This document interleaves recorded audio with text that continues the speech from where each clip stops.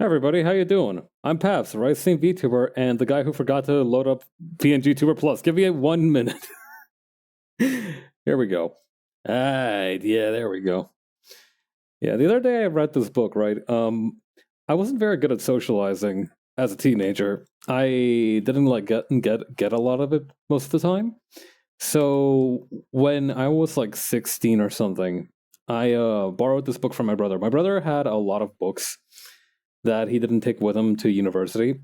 And continuing that tradition, I had a lot of books that I didn't take with me to university. Apologies to my parents who now have to live with that box of random as tomes for the rest of their lives. I don't know. I might take some of them home eventually, but it's unlikely. Anyway, one of the books my brother left behind was this book called How to Talk to Anyone by an author called Leo Lowndes, whose name I'm probably not pronouncing correctly. Now, that book had a lot of stuff that I didn't necessarily agree with, not necessarily out of like an ethical standpoint, but just like the tone of it was not something that I enjoyed. But it had a lot of good advice, and it helped me really get my legs in terms of like learning how and when to use certain socializing tactics. So for that, I'm very grateful to it. And one of the ones I recently picked it back up, right? Like I found myself with some free time on my hands, and I was like, you know what? Let's take a look at my shelf. I must have something interesting to look at here. And I found that book again, and I took a little rifle through it. And one of the tips that they gave is that if you mess up somehow, if you like goof up, or if somebody in your presence goofs up, just do not mention it. Just like if somebody like drops like a buttered roll or something, or like they accidentally knock over a cup or something, right? Don't even react to it. Like just pretend like the conversation just never stopped and just keep talking like normal.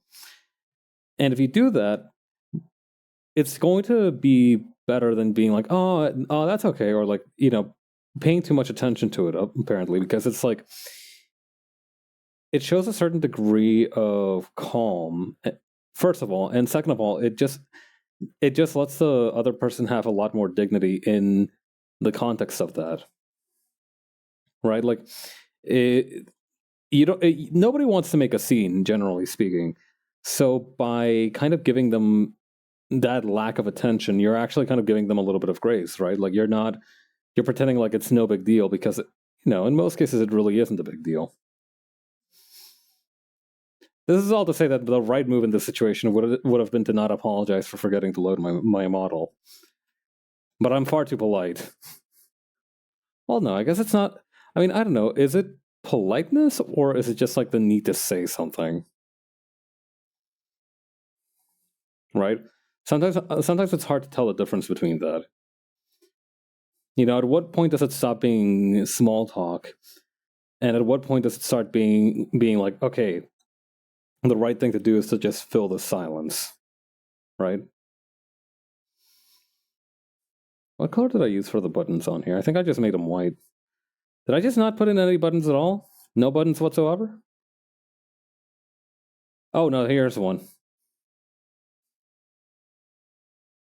Gotta have the eyesight of an eagle sometimes with these pages, I'm telling you.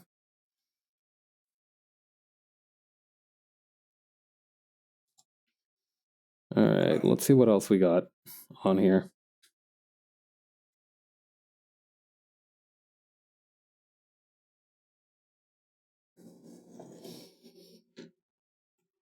Yeah, here's another button, for example.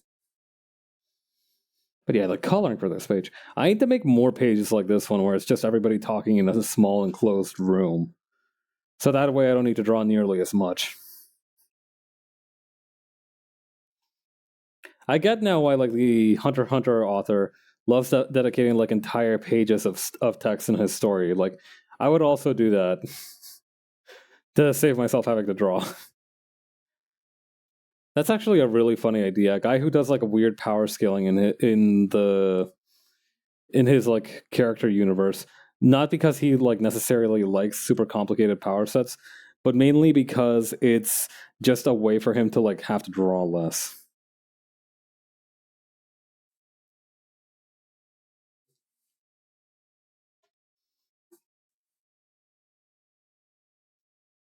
Okay.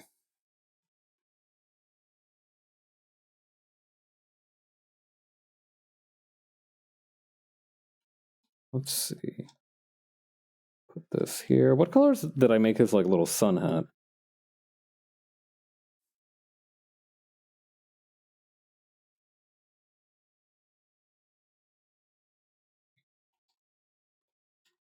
Now, the one thing that I will say is that I did do the classical blunder. I know I literally just had a whole bit about like why you shouldn't point out your mistakes, but this is just fun to talk about. And I like saying the word classical blunder. The classical blunder of not separating the background colors from the foreground colors. So now I'm gonna have to do a lot of funny stuff in order to keep it all even.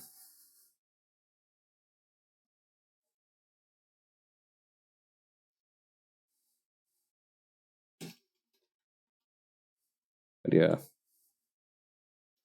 I wonder what the most lengths anybody has gone through to have to draw less on a page, because I feel like some manga would probably have like an example of that. I remember a really funny bit from, I think it was like an Invincible comic, where the guy was like talking to a comic writer that he really liked, and the comic writer revealed that like the way that he manages to put out like the quality of output that he normally does every month is because he reuses a lot of panels here and there. And the main character asks him, well, doesn't that seem kind of cheap? And like, even if nobody will notice. And then the guy copies the same panels like 5 times in a row and is like, nah. That's some of the funniest shit ever. I wish I was that funny.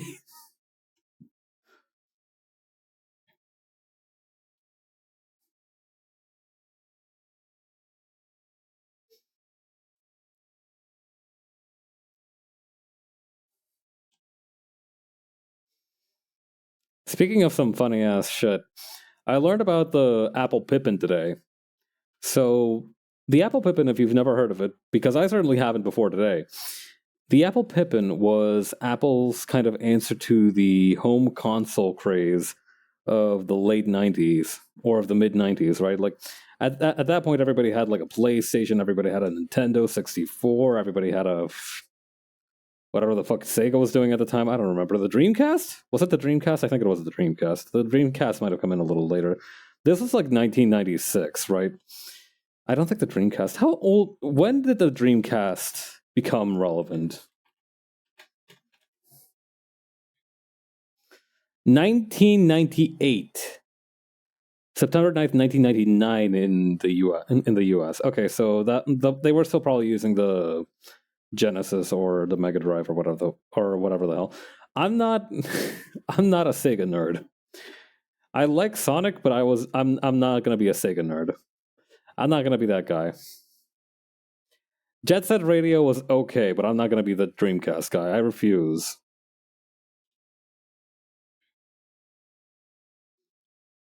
Did my dumbass really make the neckerchief the same color as Horn? Why did you do that? Why?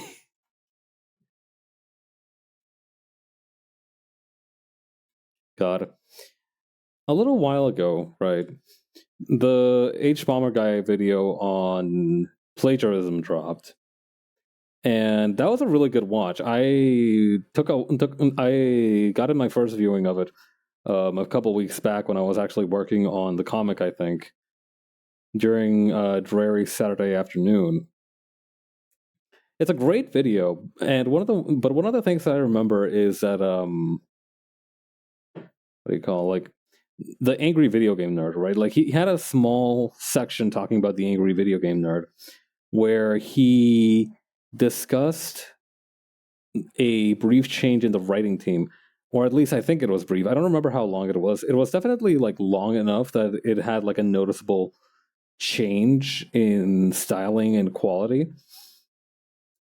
but not enough that like it was like in the DNA of the channel, you know. Anyway, he talked about this period where the guy from the Angry Video Game Nerd essentially hired out a writing team to write the videos for him. I forgot to do the right hand side thing of. I mean, does it need one? We could just like make it be so that this is just like a little push card. Nah, I like symmetry too much. Besides, I think I added one here. Yeah. No, we're gonna have to add a little something there. Anyway, he was talking about how the Angry Video Game Nerd briefly handed the reins of his own kind of speech and diction to a support team, a support writing team, and he. Oh fuck! I forgot about it. Right.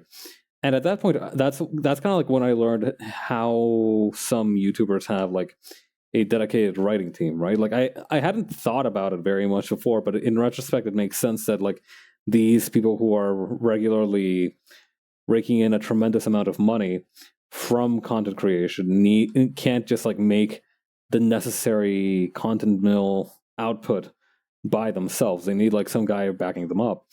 And so that was like when I learned about that. And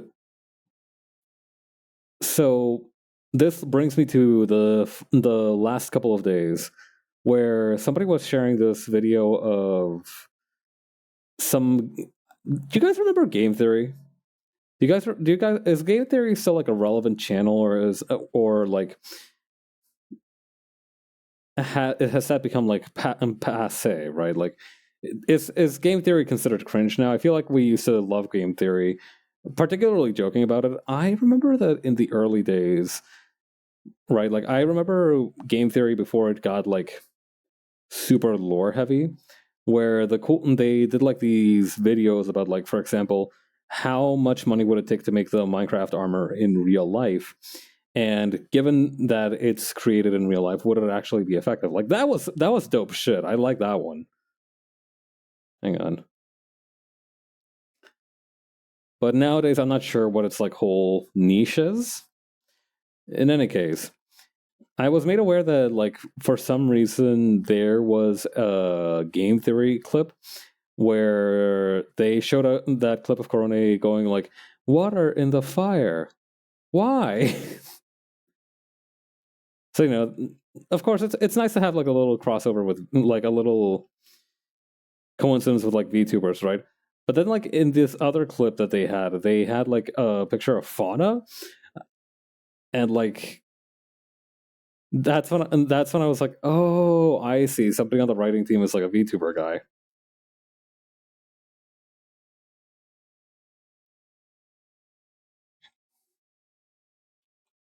Huh. Am I making this solid enough? Yeah, I think this looks fine. All right, let's move on to this part down here. I wanted to make this kind of like a CPU, but I don't know what to make it of. Anyway, yeah. It took like that. I thought at first, like, wait, has the Game Theory guy fallen down like a VTuber rabbit hole? But then I remembered, oh, right, that guy probably doesn't write his own episodes. Oh, shit, the time lapse. Whew, we're good. The time lapse is recording. Thank you, buddy. Oh my god. But it was a good idea to implement that as a redeem.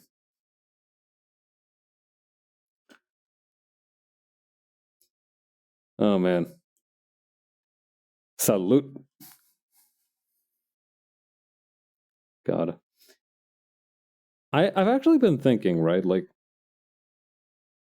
I have actually been heavily considering like I guess refunding might not be the right word, like relinquishing the affiliate status, because I don't really leverage the benefits of that as much as I should. Because like yes, I am capable of getting subscriber. Yes, I am now capable of getting emotes, but I can get emotes through like Better TV, and I'm not doing this for like money. So subscriber and Better TV seems a little bit strange. The only thing I will miss is maybe some of these redeems. That's like the only thing that I have to lose.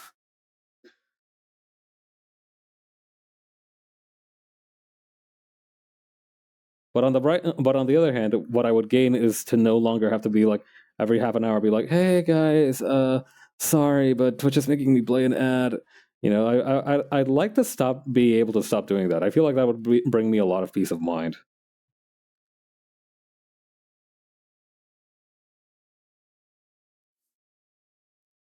I'm gonna make the lantern up here kind of like a dullish red.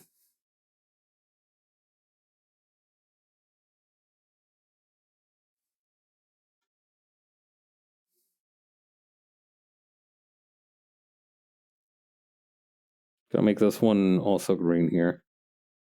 This part needs to be green also. Let's make the little parts here be like this metallic color.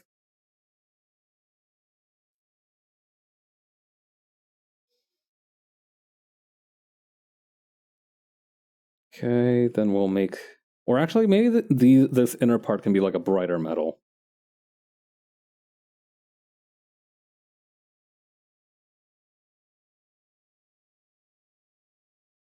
Less saturated than that though. There we go. I'm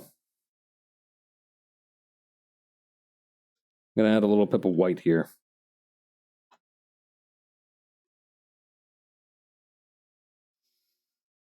But yeah, I think once I get my next payout, I'm probably going to finally turn off and give up the affiliate thing, because like I said, the main thing is just like emotes and such, and while those are nice, I'm not really going to be using them. Let's see.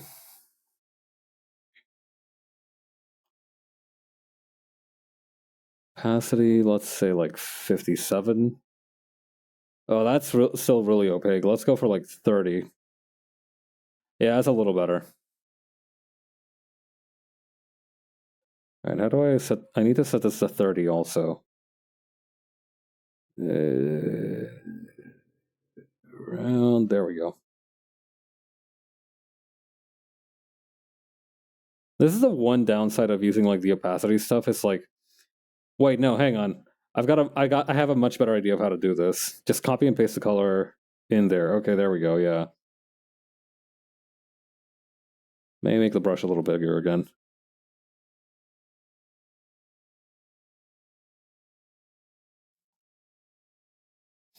And that way we have the color for everything else now too. Although I should probably remember to turn the opacity back up on my fill tool. There we go.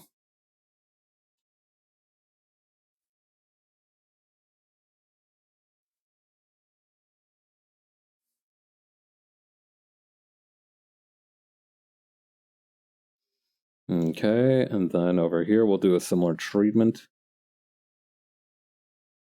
Opacity. There we go. All right, we can move on to the next panel.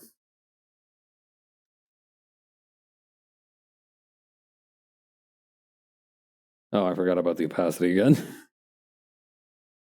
I mean, I don't know though. This feels like a very nice color for like a tent. You know, kind of like a very loose. I have my night light settings turned on right now, so I can't tell if that's like throwing more towards yellow or throwing more towards green.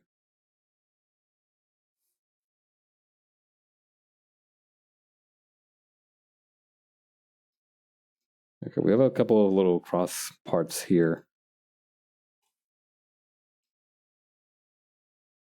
Again, I'm really happy with how this one dog alien in particular came out.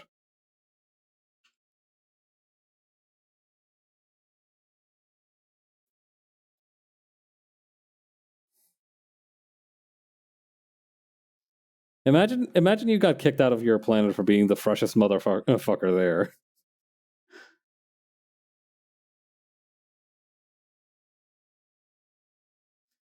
You get exiled to an off-world colony because your swag is too different.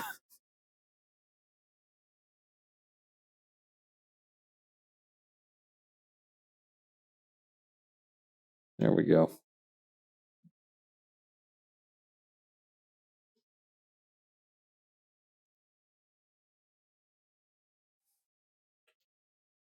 There we go. I'm pretty sure that's what they had to do to Dante Alighieri. Except the swag difference was just like, I don't know, being unhappy with the Italian politics. I don't remember much about his personal life.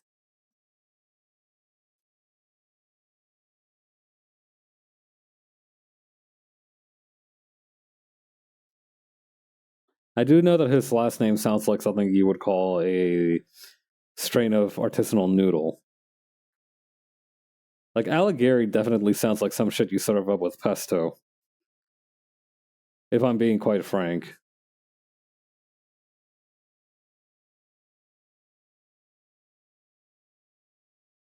Actually, you know what? I'm gonna go back and repaint this lamp to be kind of like more olive drab.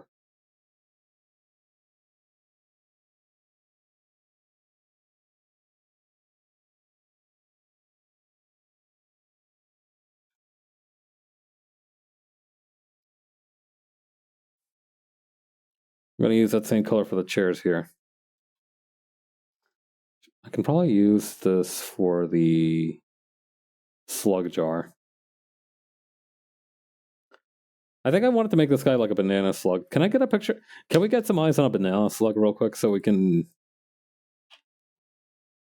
Actually, you know what? Talking about the Dreamcast, what on earth was that tiny little screen in the controller for?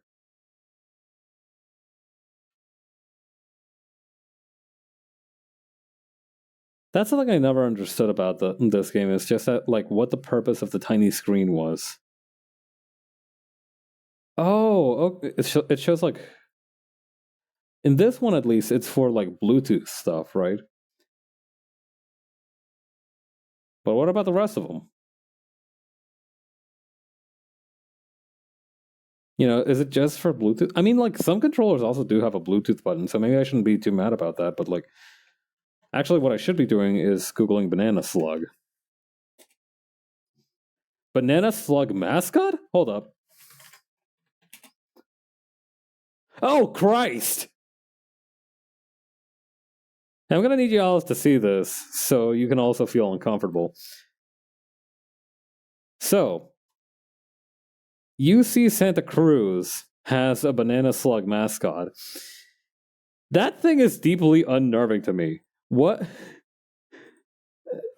Is this just me? Like, is this not like an uncomfortable looking like grimace? What? This thing makes me so unhappy to look at, and that's awful because like it's just look at how much cuter this one is, for example.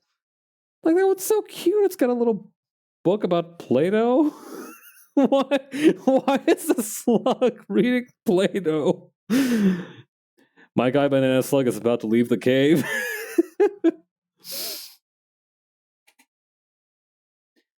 But yeah, no, these other ones are. I don't like that. I don't care for that shit at all. All right. Here we go. Here's a good picture of a banana slug. Oh, they're like four-limbed too. I hadn't thought about that, but it kind of fits with what I'm going for. Yeah, I mean, I've been learning a little bit about bugs recently. I've been learning about like the detritivores a little bit, particularly ones that are like flesh eating, because as it turns out, there are a lot of corpses in the world, but there are in fact fewer than you might think, and not nearly enough to support like an all carnivore thing. Like there's a reason that like the majority of animals are herbivores, and that's because like there's just not enough meat. Right? Like there was one of the units that I remembered from like my high school science class, right, was like the pyramid of like there was like this calculation that they let us do where we had to calculate like, okay, so this is how much grass one, I don't know, vole. What do voles look like? Do they have like pointy ears or round ears? Hang on. Vole. Oh no, they're kind of like hamster-ish. Yeah, they don't have as pointy a nose, so I'm going to go like... Alright, so this is how much grass like a vole needs to eat. This is how many voles a wolf needs to eat.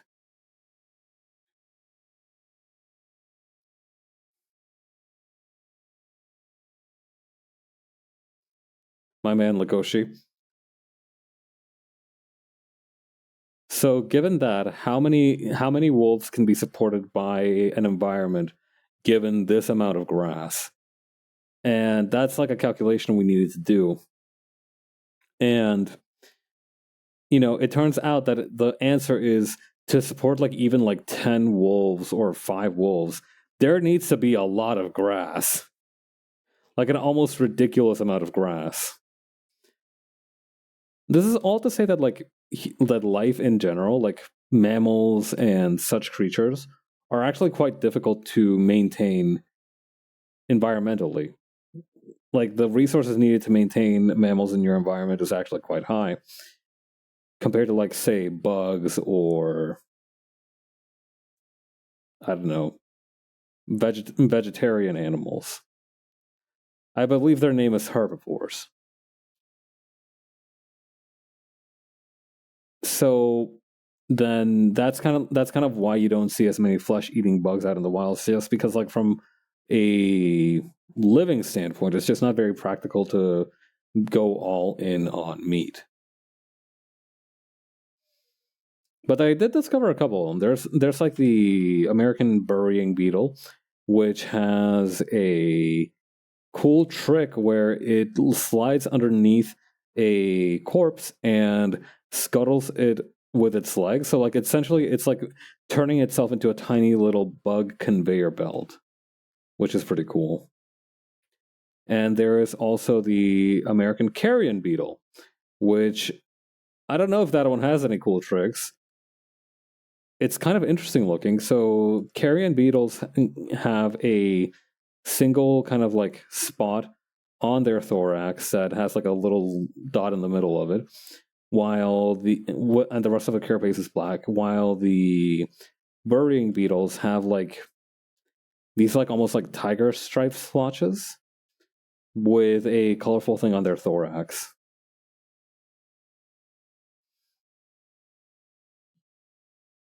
That's like the main difference between them. Neither of them are particularly dangerous to humans, except maybe for like the average reaction of like, oh, gross, a bug. I feel like neither of them could like solo a human. There's a reason why they mostly go after like already dead creatures, right? Anyway, those are the two main ones that I learned about that do eat meat.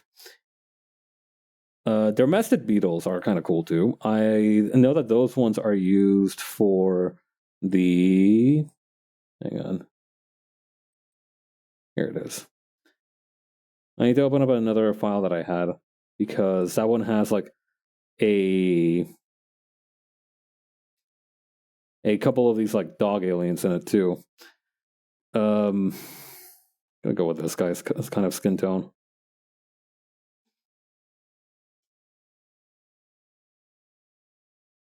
Maybe a little like, would I go paler or like, what if I gave this dude like a spray tan?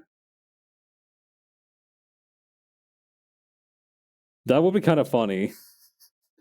What if I inexplicably gave this one dog a spray tan? All right, hang on. I'm gonna leave like a little, because that's like the sort of thing. Hang on? How do you like draw a spray tan?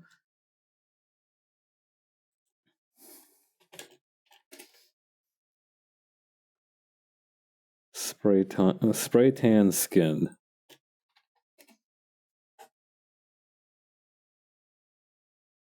Here we go.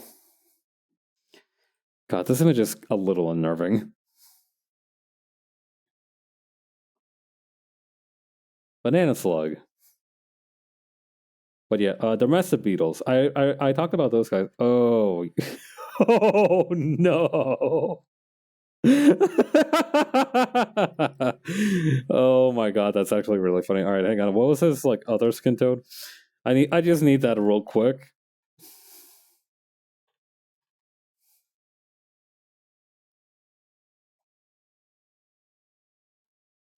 Yeah, we'll do like a little area on here and around his nose. I might have to figure a little bit more about this out during the shading stage.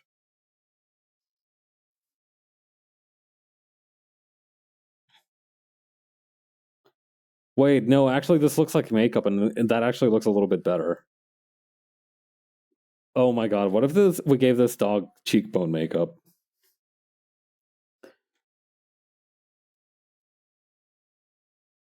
This is gonna be kind of sick, I'm not gonna lie.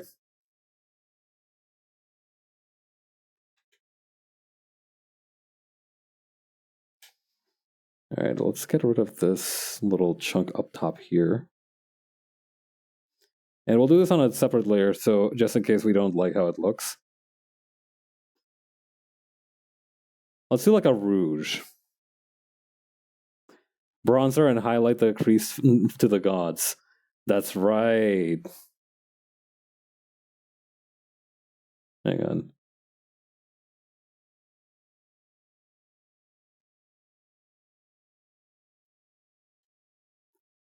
Hang on. Alright, we'll remove these parts here. Take that away temporarily. Hang on. Select color gamut. Bronzer.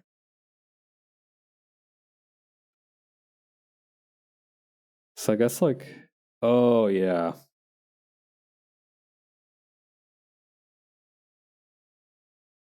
Hang on, I need to take off my nightlight settings real quick, just so I can really bask in the thing that I'm creating right here.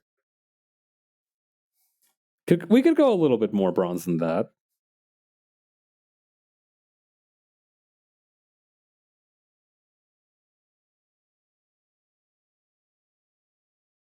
I need to be careful though, because otherwise now he's just gonna look orange, right? Rather than like tan skin. I think the key to that will, like, as you said, be like increasing the creases.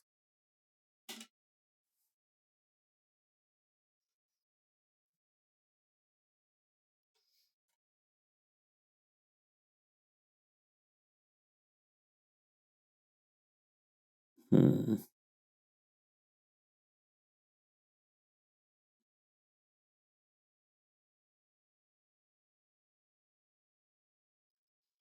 All right. So the creases would probably be up around here.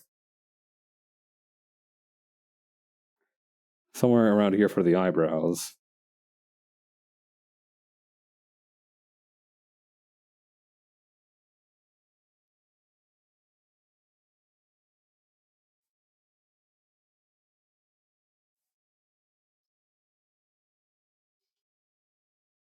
This part here with the nose. Probably some around the ears too. We have made like an unbelievably powerful dog, I think.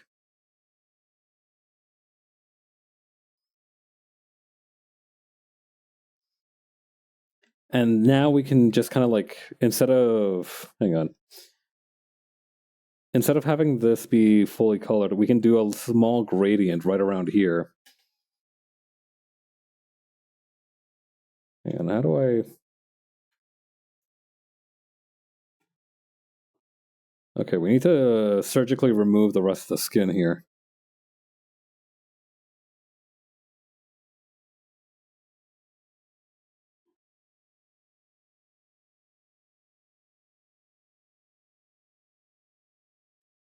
No, hang on. Redo that part.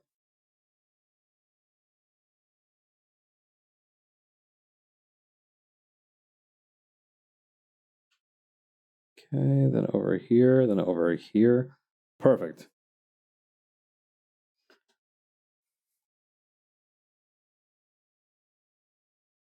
Hold on, maybe I should look up like bad spray tan.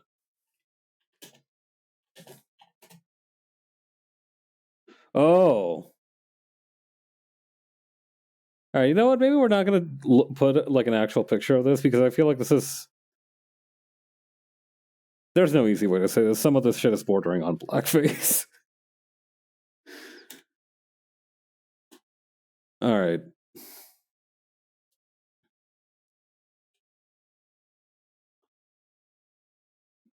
Anyway, moving on to the ears here. Oh, yeah, I was talking about the different beetles that I was finding stuff out about. So yeah, I really like carpet beetles, which are a type of domestic beetle, because they have like an almost kind of calico cat pattern on their shells. It's very interesting looking. Hang on, how do I select color gamut? This one here. Oh, come on, that's pathetic. You couldn't select a little bit more than that. One singular pixel. All right, hang on. I'm gonna try to redo this. I need to figure out like what a wrinkled dog face looks like. That's not like a pug.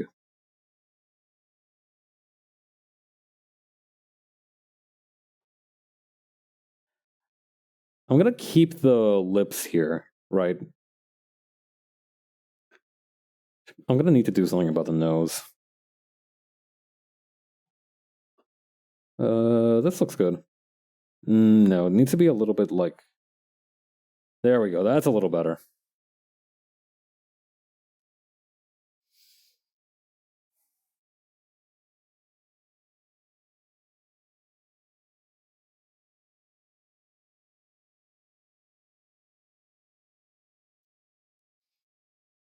Hmm.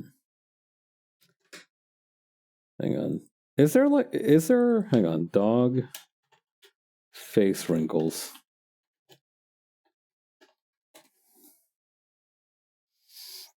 Yeah, no, I need to specify for like a Doberman or something, because otherwise I get like these these dogs that just are like pure skin. Look at this guy. My guy's just got so much growing to do.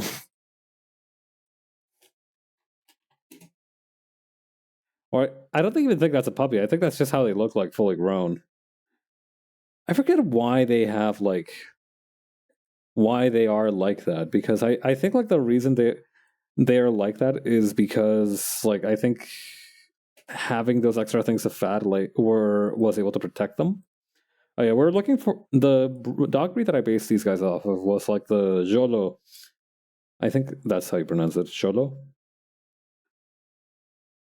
Cholo. I think it'd be pronounced like Cholo. But yeah, this dog breed, which is Latin American, I believe.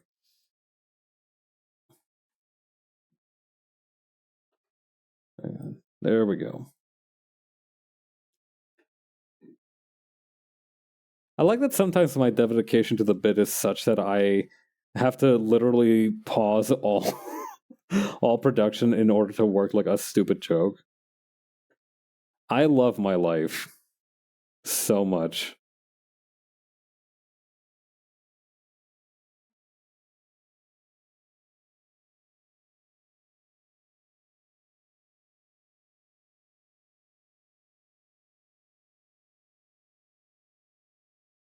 All right, we also have some around here.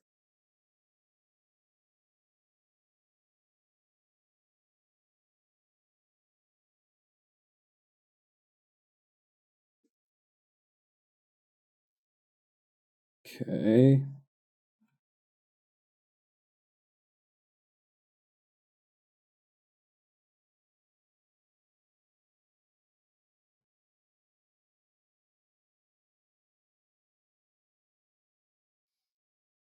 Hmm. Let me see if I can't do something with this color. Maybe increase the error margin a little bit so it selects more of it this time. Select color gamut. Let's set it to like 10.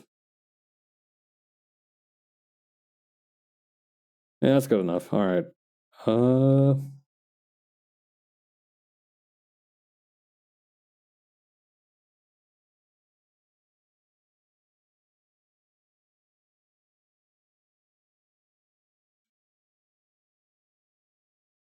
yeah, that'll do.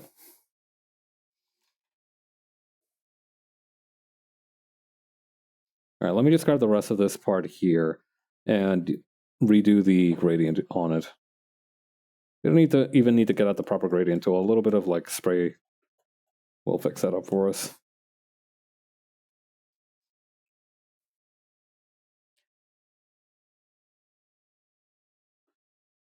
Of course, you gotta have the bleached hair.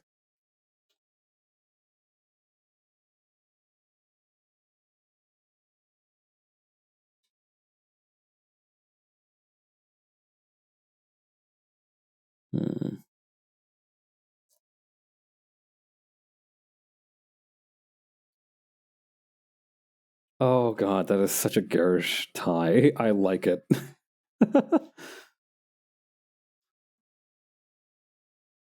Let's make the rest of the suit black too.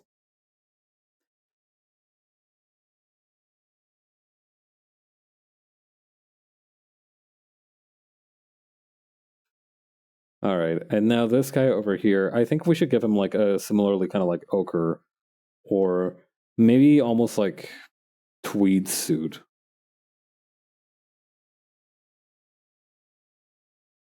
What's the color of tweed?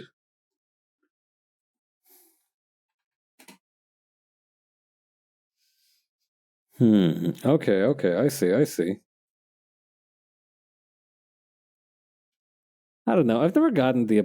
Why are you holding a bunch of dead flowers in your pocket, sir? I mean, it's a nice kind of like aesthetic to it, but I feel like that's going to be really hard. You know, you're going to end up with a bunch of tiny little like plant crumbs in your pocket, which I feel like is unideal for a dinner situation. Personally, I don't know. Maybe it's like a snack on the go sort of situation. I don't know if that would make it less weird. Is the problem?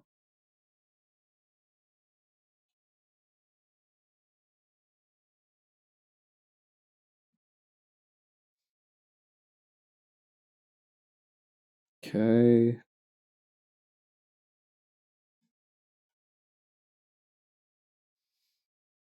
Hmm. I'm kind of not liking for the vibes. You know what? That's fair. I have spoken out of turn. The vibes are pretty great when you've got like some dead flowers in your pocket. A little bit of that memento mori type elegance to it.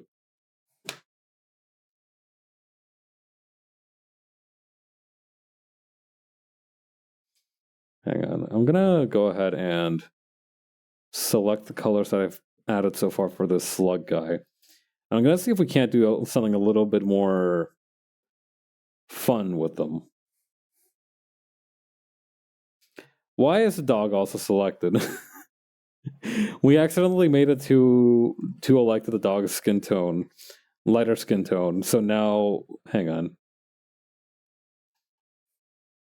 That would be a funny idea. This dog and the slug are just kind of buddies, and they go to the spray salon together.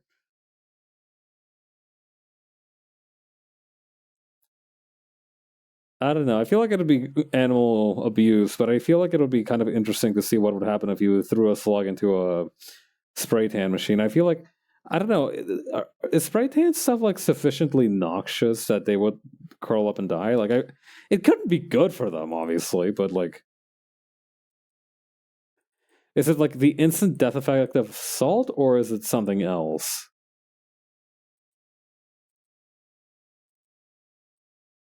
None of these are grabbing me so far. Ooh, this one is though. Hold on, what can we do with this one?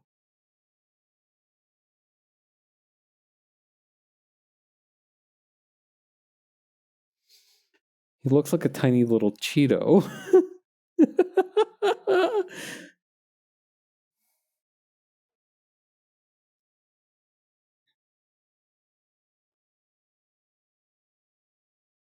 All right.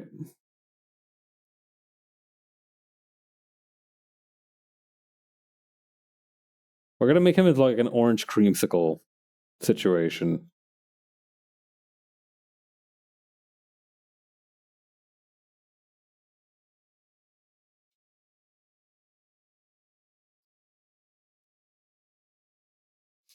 I remember one time I managed to find my supermarket was stocked a whole box of orange creamsicles, and that was one of the best summers of my life. Once the weather gets a little warmer, I'll need to check if they've gotten any back in stock.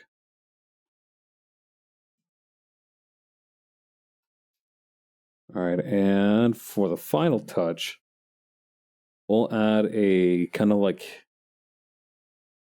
yellowish filter to, or rather for, the glass.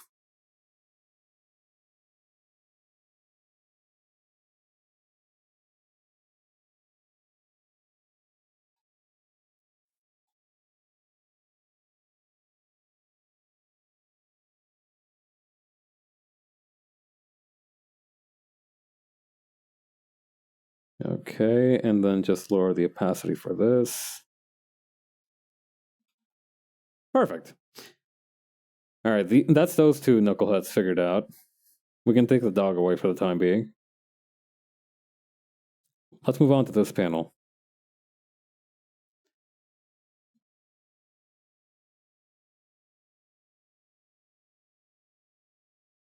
All right, we can play around with the wireframe on a... Hang on. There we go.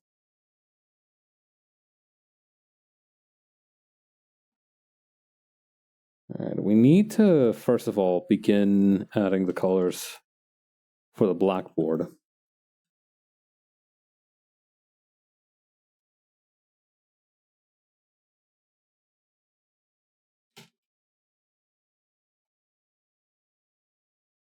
Okay.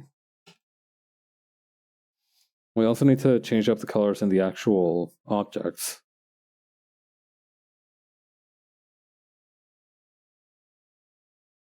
Main color. Where's the eyedropper tool? Here we go. Perfect. Okay. And then, easy enough, just kind of go back in.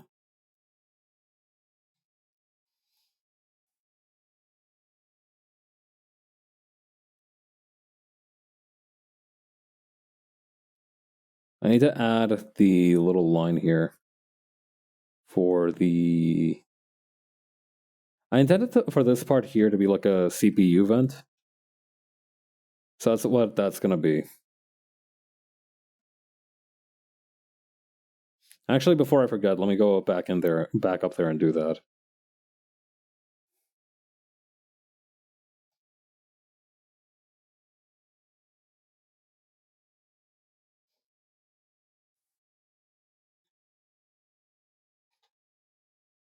Okay, increase the luminosity. Darken. Perfect. We can probably lower the frequency a little bit more after that. There we go. That's maybe too low. Increase the decrease. That's how you do it.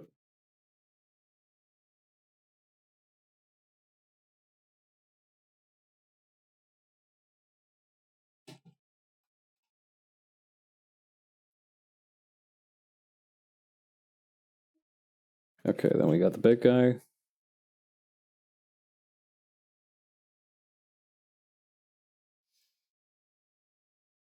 The page will be finished once I add this guy's Miss Frizzle clothing pattern. That'll be like the equivalent of me smacking a champagne bottle on a new ship.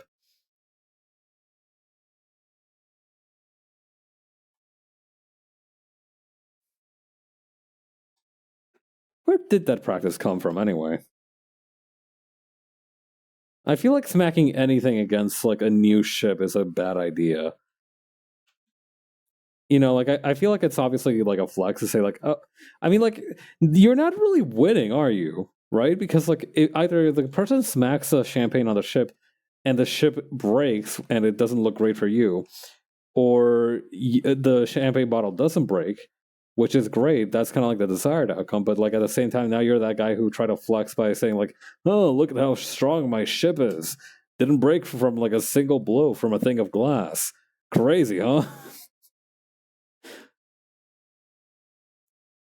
Like, I get that it's probably like some kind of symbolic reason, but at the same time, it's just really funny for me to think that, like, yeah, no, this is like the standard stress test that they had to use for ships. If it can survive a bottle of champagne, it can survive the wrath of Poseidon across the seven seas. Because those two things are 100% equitable.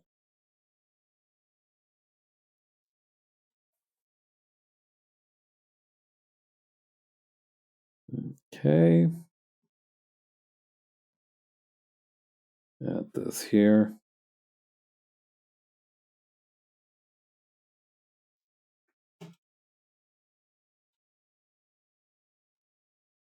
What color did I use here? I think this is just like a random darkish color. I think I should be able to like use whatever color, but I'd rather just keep it consistent if nothing else.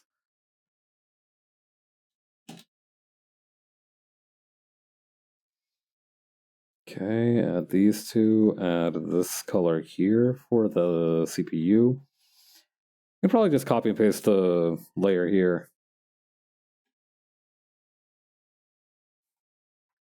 Pick color from layer, this one here.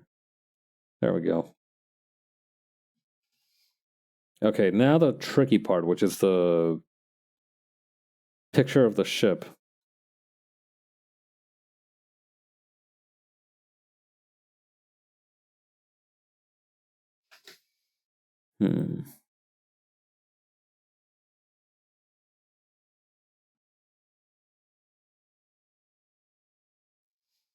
There we go. Can I make it a little bigger?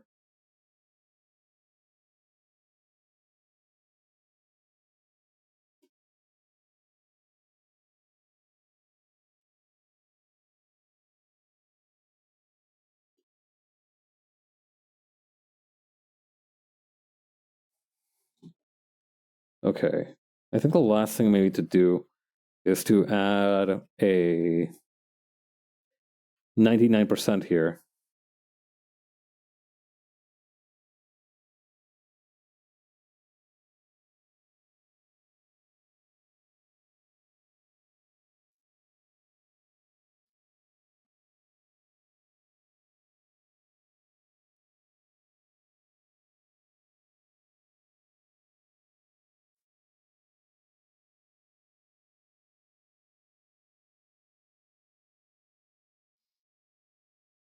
I learned the other day that apparently the percentage symbol, or at least the division symbol, was from an ancient Greek kind of editing thing, right? Called an obelus or something like that.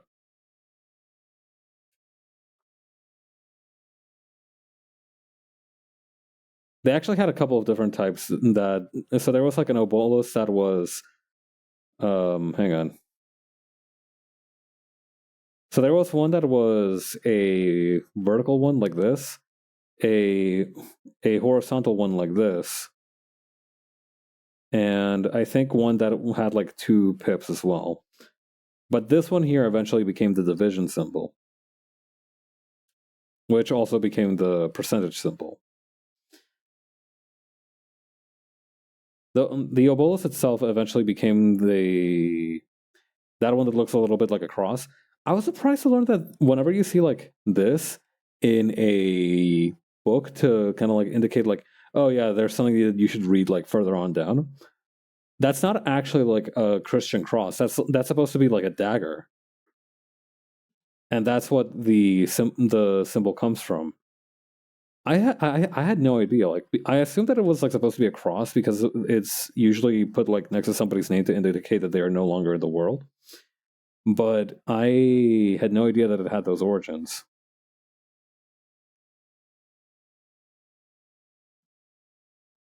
But yeah, it basically just means like this thing is no like for example, it's put next to like an extinct species, right? That's like the purpose of the modern day dagger.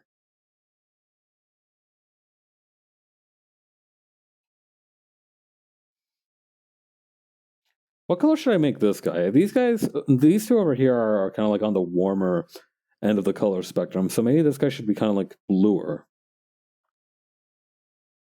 I'm gonna make him like I'm gonna give him like a pink color for the background, and I'm going to put him in a blue tux.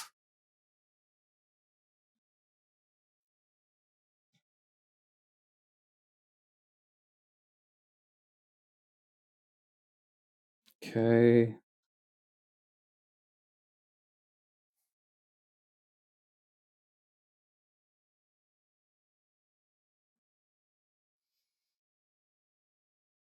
The Baja Blast teal shirt. No, I don't think that's a good idea.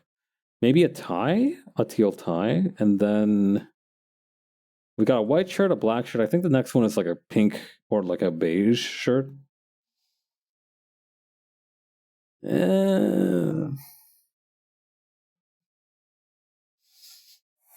I think just a white shirt is fine, to be honest.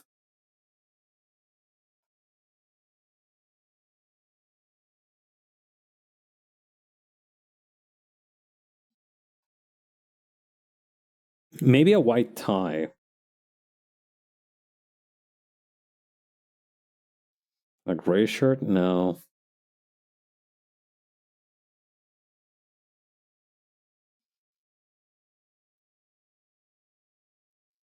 All right, we'll go with this one for the time being.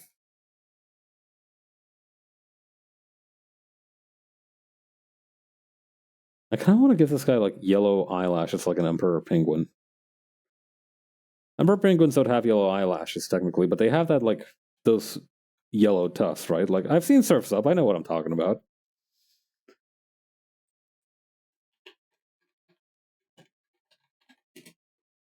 Wait, no, I might be thinking of a different type of penguin. Emperor penguins just have the yellow things on the side.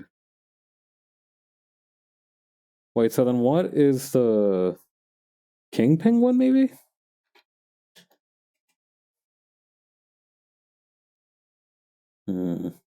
Penguin with blonde hair.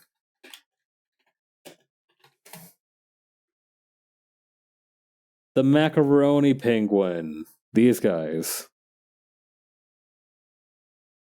Man, it's so weird when a bird can give you the stink eye, right? Like it's kind of crazy that a bird can just straight up give you the stink eye. Like this thing looks like it just caught me shoplifting or something. This thing looks like I just said a swear word in front of a child. This thing looked at me like I made a dick joke a little bit too loudly in public.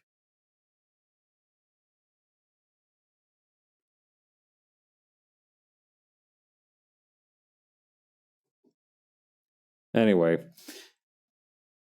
Right, so this thing. Actually, we can probably just leave the little tentacles here purple.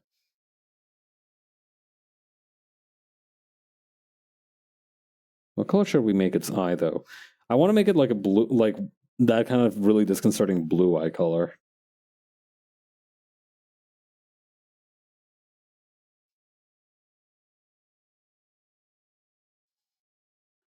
God, I have just made some truly fashionable freaks of nature, haven't I? I'm very proud of myself for that.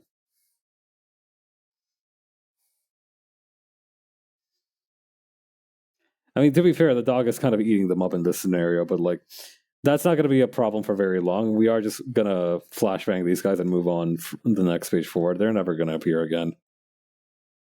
I don't know, unless Raph brings them back for some reason, but I can't think of a context. God, imagine if you're like at a fancy dinner party. You just got back from like this stupid ass planet where like the trade where like the investment went south and you had to like cut your losses to leave. And all of a sudden and you're like whining to your friend about this one fucking person who threw a flashbang in the room when you were talking with this guy and trying to convince him to not ruin your investment, when all of a sudden somebody this just random woman just shows up and throws a grenade into the room and you never see her again. Except you're at the party now, and for some reason you can't help but feel like that person across the room from you looks strangely familiar. My favorite Kamen Rider picture to date is this one where he's like talking to an enemy that he faced previously, and he literally tells him, "You want another broken arm?" I think it's very funny when like a normally peaceful or kind of like the guy who advocates for peace is just all of a sudden 100% on hater mode for whatever reason. Like just this normally very sweet, very caring, normally very understanding person is just all of a sudden like, I think we should hit this person with bricks. Especially if it's just like one very specific person that they despise. I think that's just so funny.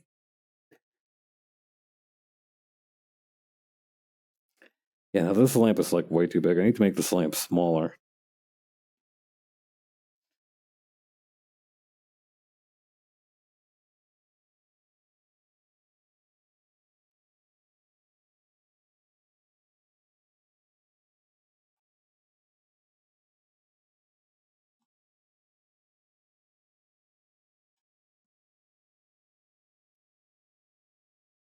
Okay, this one here, here. Gonna need to do a little bit of cleanup.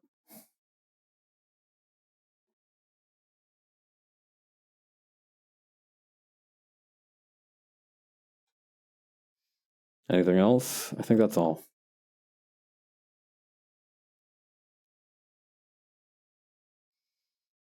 Okay, take this part here, apply it here and here. Take this part here, apply it here. Why? Oh, I'm using white for some reason. I don't know why that happened.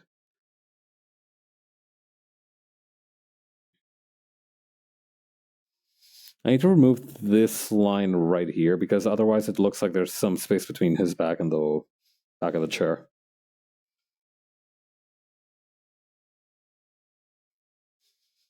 Okay, add this one here. The little speaker thing is like this.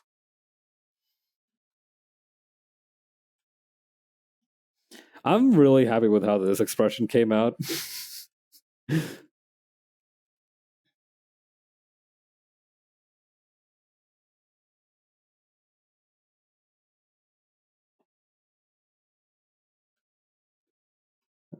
I miss a spot here? What is that? There we go. Whatever it was, it's gone now. No, wait, there's another one right here.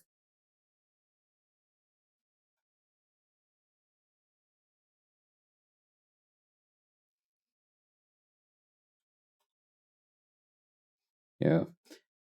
I talked about this before.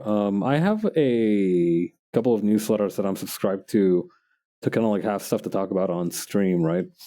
One of the ones that I am subscribed to is this one called Atlas Obscura. Now, Atlas Obscura is a site that I want to show for just a tiny bit because it is a very useful reference if you want to find something weird and interesting in your town. Like, I found out that there was a mall in the city where I lived that was basically a repurposed slaughterhouse. So I went in there to check it out to kind of like get a load of that brutalist architecture. And it was a pretty great experience. So I signed up to their newsletter because they often report on stuff like that, right? Like they talk about like, oh, this random thing was discovered. Oh, we found out about this like map from the 1800s. It's just very small things of interesting information.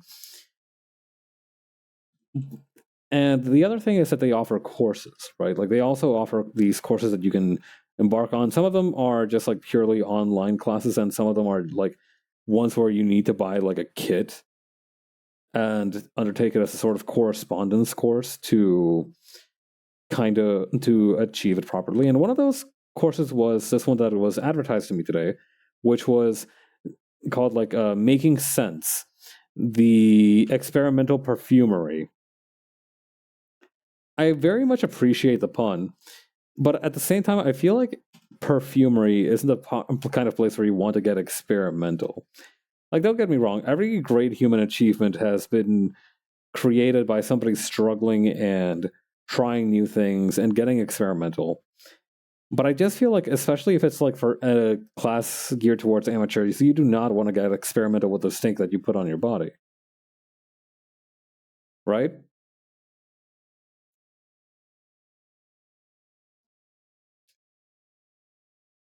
I have I have a little bit of a hard time shopping for perfumes because I have one that I really like. It's a solid perfume called Dandy Andy that I bought from this place that does like these solid perfumes. And the only issue with it is that I almost never get a chance to use it because my office is a sense-free space. And if I'm just like doing it normally, I will forget 100% without a doubt to put it on. Right? If it's just like me going outside, I will forget to put that thing on. 100% I will forget to put on that perfume.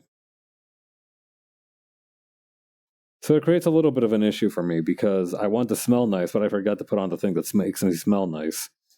So I just kind of have to rely on the fact that I shower regularly.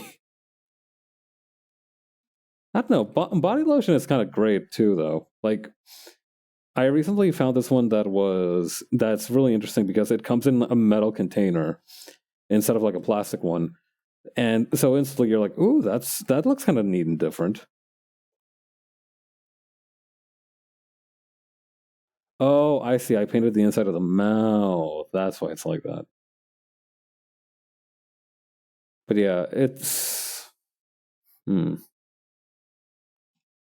it's quite a task to maintain until like live the way you fully want to, right? There's all kinds of obstacles in the way.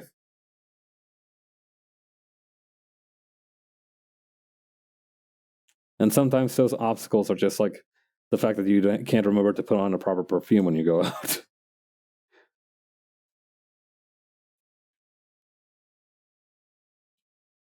That's not the color I meant to pick. That's more like it.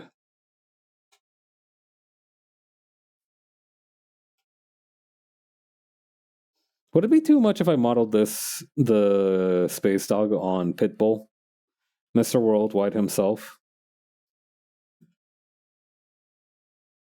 I feel like if that's the case, I would need to make it an actual Pitbull, right? Not just like a funny he who dresses like kind of thing.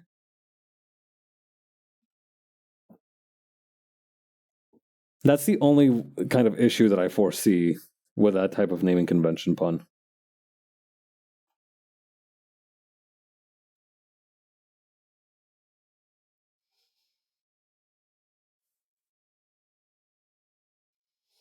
Can you believe we're almost done coloring this page? It's so freaky to me how fast this one's been going compared to normal pages. Like, this is like light speed.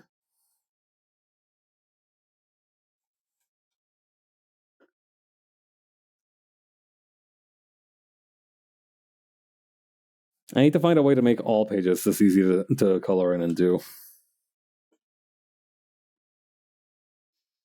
Priority number one.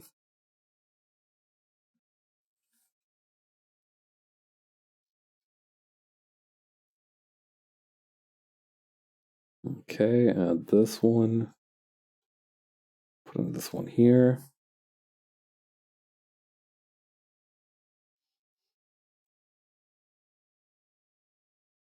What else could we be missing? Horatio's neckerchief and his hat, for starters.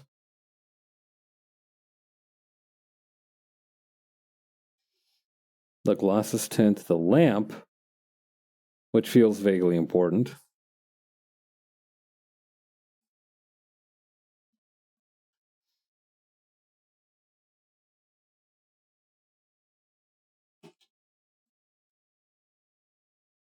Okay, take this one, add it here.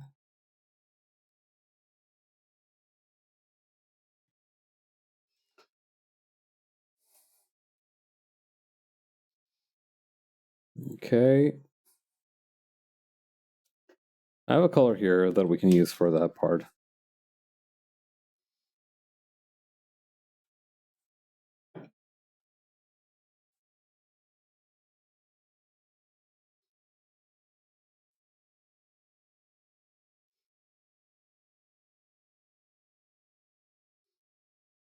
Perfect. I've actually been wondering if I could maybe try and use the little keypad that I use for maneuvering inside of the canvas for fighting game stuff.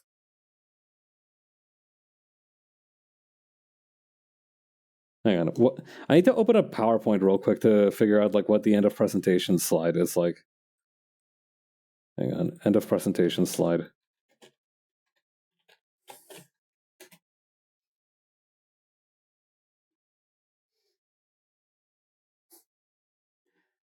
Is there like a hang on? Is there like a Creative Commons or public domain one that I can use? Because okay, no, okay. All licenses. All right.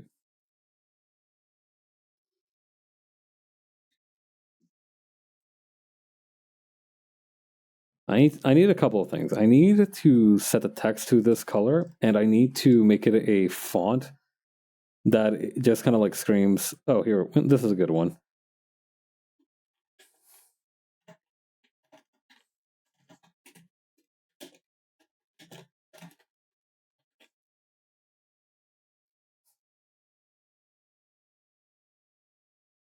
All right, and then we make this part here bigger.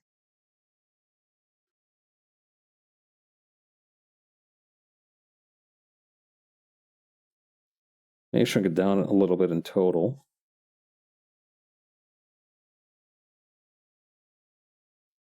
Turn it around a little ways. Yeah, that'll do. All right. So for the light bulb grenade, the light bulb flashbang that I wanted to make, I think a good idea would be to open up the previous pages with the grenades that those army guys had and use those as a reference for like the kind of materials this one should be made out of.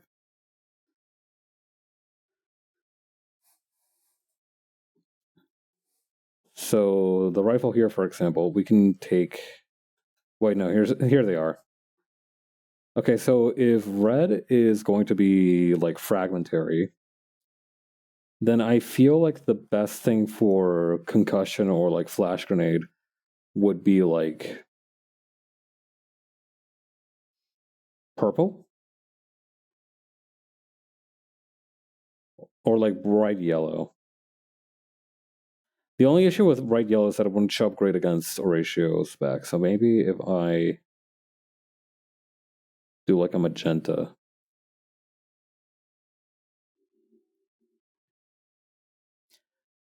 Huh. Or maybe like a bright orange. Yeah, I feel like bright orange is actually pretty good for that.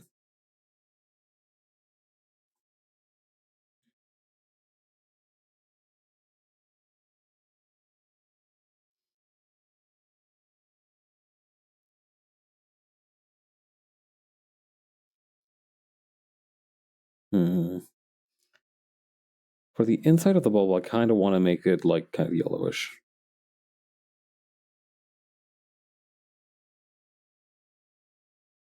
Maybe we can make it more towards kind of like a creamy orange.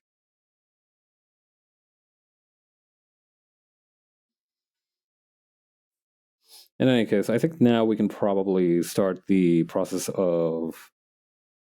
Hang on, did I move this somewhere that I wasn't supposed to? No, I'm fine. Okay, I'm going to save and I'm going to try and shade the first panel.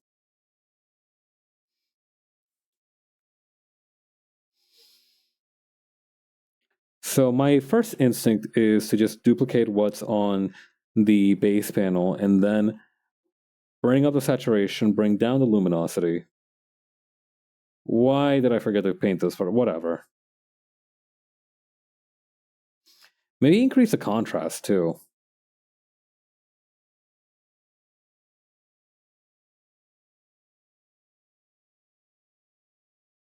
And maybe decrease the saturation a little bit.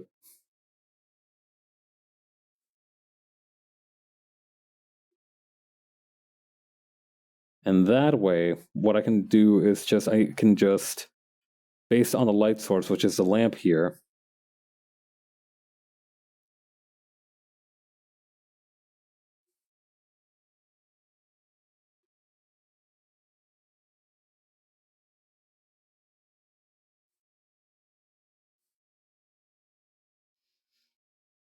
I could just kind of wait, hang on, what?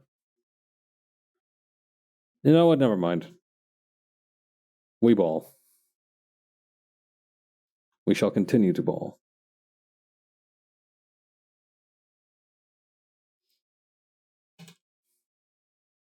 Now, the only issue with that is that it... Hang on.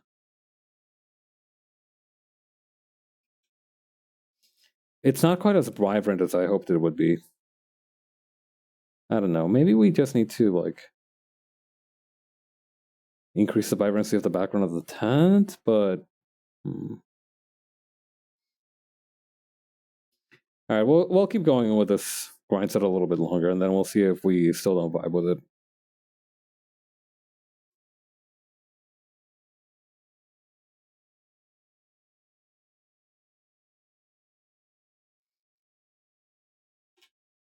Okay.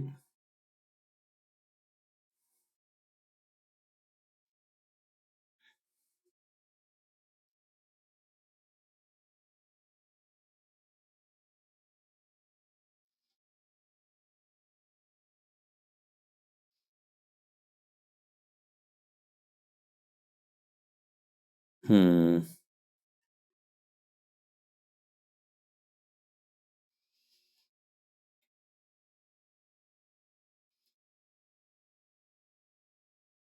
Huh. Like I think I'm on the right track. I just don't know if maybe I should make the background tent a little bit more vibrant, because right now it just looks like a white splotch.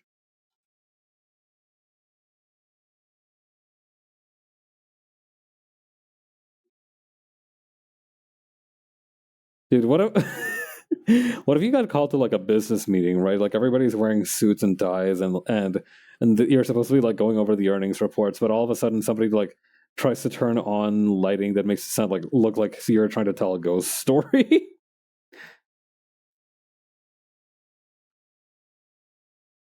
This happened to our company exactly 1 year ago. Our stock prices were plummeting.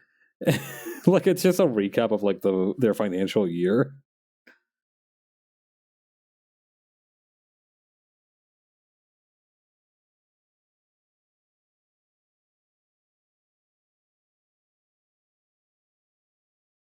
I mean, there's many of reasons you shouldn't, but there's not a single reason why you couldn't. You know what I mean? Just got a little bit silly in there.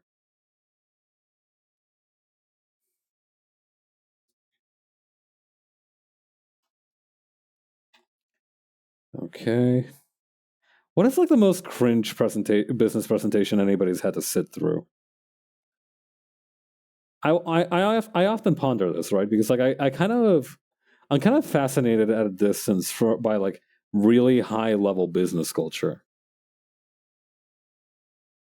Because like at one point it was just having the most expensive things, right? Like just like very obvious opulence, right? Very like the finest caviar, the finest whiskey. You know, you had like I recently re-listened to an episode on like the environment at Enron, for example. Enron being this very large energy company that went under sometime in the mid 2000s because of some very fraudulent accounting practices. And you know, they essentially, like, one of the anecdotes that they talked about is the fact that like the one of the sales leads had like a cooler full of caviar and champagne for whenever he closed a deal. And nowadays I feel like it looks a lot different, right? Like it's a lot more like it used to be like relatively unpretentious, and now it's just very pretentious. Like the pretension has shot up through the roof because like now it's like earlier it was just like about pure materiality shit, right? Like, you know, it was like, oh, check it out, I've got a like limousine and shit. So it was very obvious to see that it was just like a very kind of material wealth flex. But now it's like, oh man, I went to like this retreat for like 5 days and got high on shrooms, and you know we We got to do like abseiling with like a buddy, and it was great, and it was like very spiritual and healing, connecting with nature. Like it speaks to a very interesting like generational divide, right? Like being like going camping or like just stuff like that. I don't know. Like I feel like being able to connect with nature was like a thing that everybody used to be able to do, which is why it wasn't seen as particularly glamorous. But nowadays, because like there's so much urbanization and everything, maybe now like camping is like much rarer, which is why a lot of like ultra rich people have become like, oh yeah, I'm like a major survivalist. Yeah, I hung out on the bottom of this waterfall for like half an hour.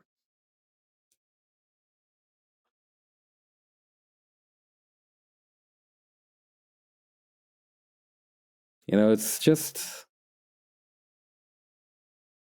sometimes I wonder like what that says about people because like I remember reading this one essay that kind of posited that whatever shows up in horror movies is whatever people are most afraid of in that particular time period. True survival instinct. God. Yeah. Like recently, right? On Twitter, I've gotten ads for this motherfucker called the Liver King, right? Like, and it's just this like weirdly jacked dude, middle-aged dude who just like eats meat by the kilo, right? Like it's just like this one dude who just eats a ton of meat and cooks a ton of meat, and like that's like his whole thing. That's like the only thing that he's about is just like eating meat and like looking very manly. And I can get that, but like it just feels so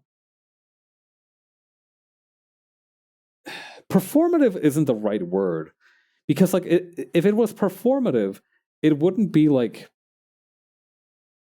it would be like a pastiche. But like no, these guys are 100% serious about everything they do. Like it is performative, but it's also like sincere, which is why it's terrifying.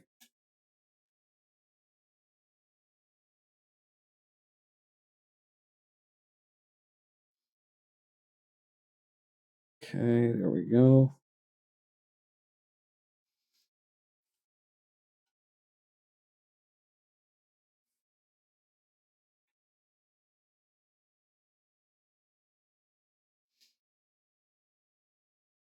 Okay, and then we can do a little bit of a soft erase on here.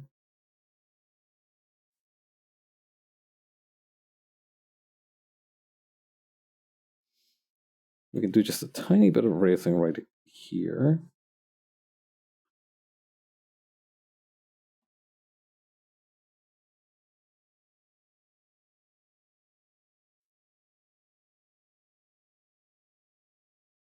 Actually, no, we need to kind of cut this off like right around here. There we go.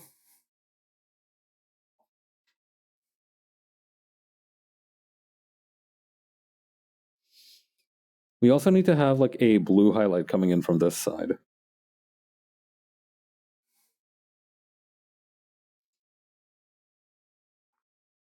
Oh, that can't be right. Hang on. There we go.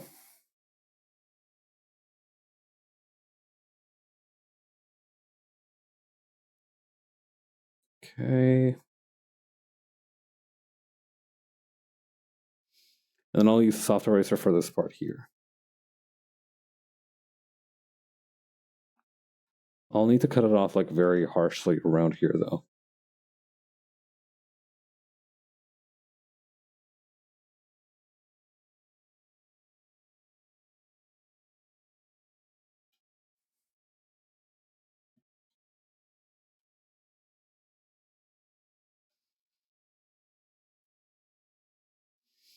Okay, and then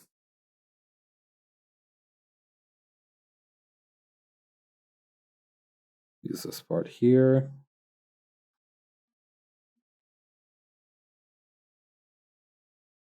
And then over here.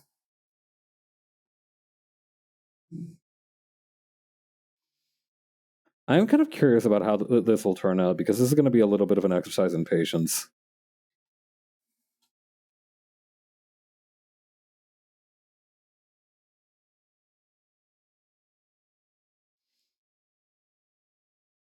Okay, so the snout at least will need to be up until around here.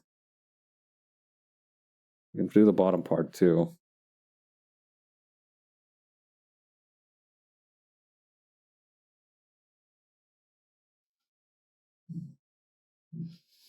Then do a little bit here.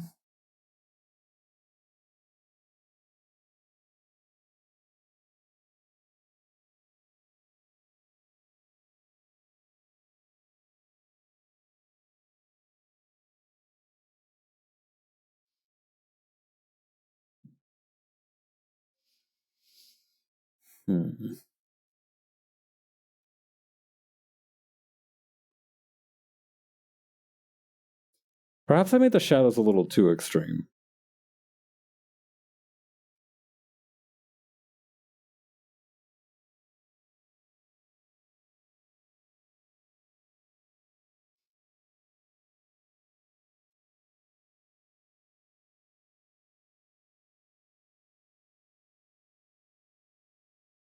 Okay.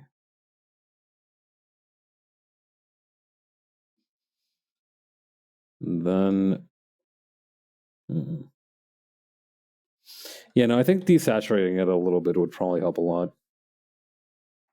Maybe bumping up the luminosity too.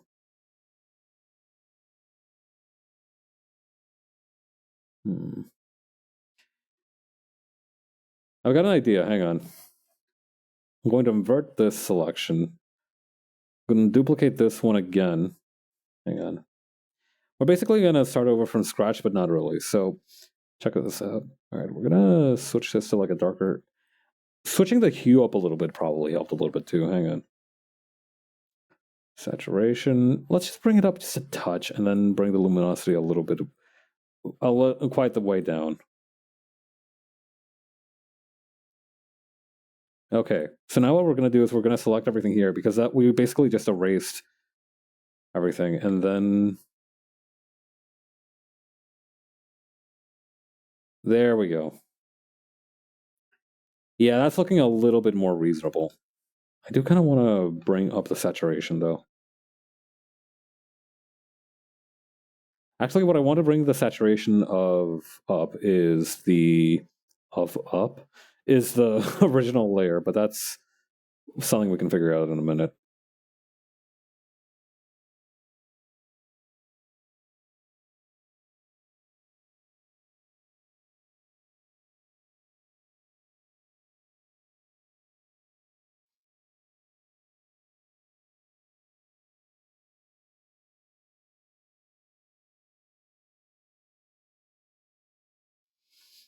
Okay, just very few kind of scant light particles around here, and then big light particles over here.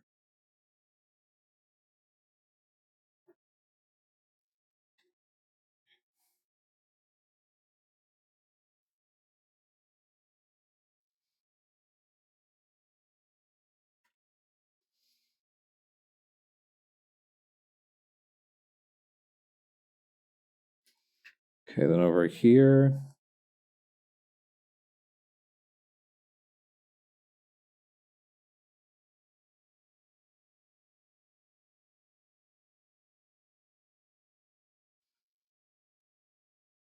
Okay, then back here, we're going to do this part only. Should I save my work? I should probably save my work. How are we doing for time? We still got quite a bit of time. I know I've said this at least a couple of times by now, but I love how fast this page is going.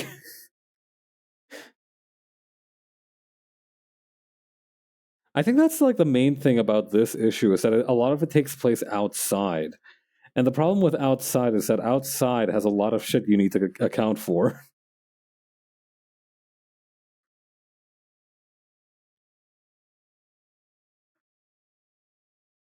I'm pretty sure that was in The Art of War.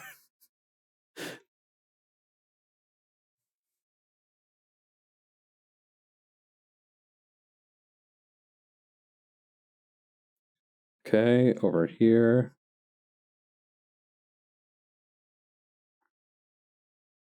Hit him with this.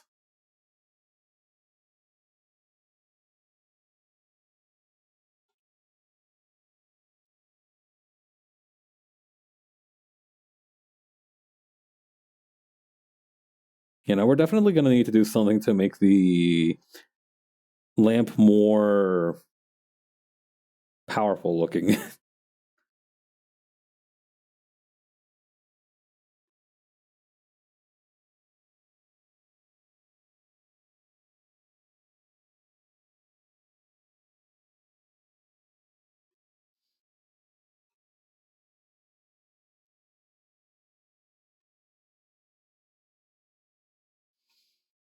Okay, then we can probably add a couple of parts here.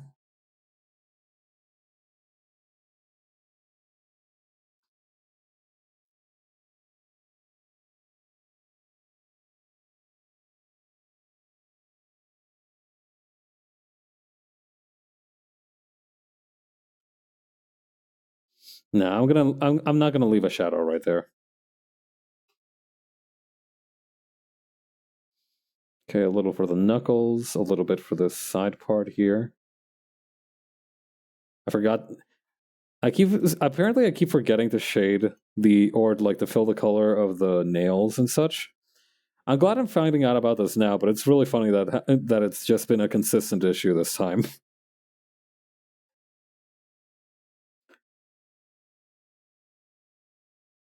Can you believe that tomorrow's Friday? What's up with that? This week has been such a non-linear temporal experience to me.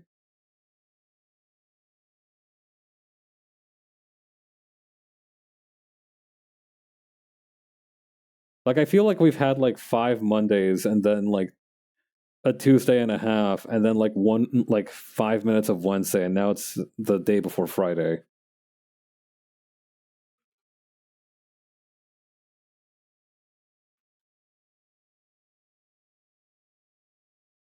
Nah, that wouldn't work. Hang on.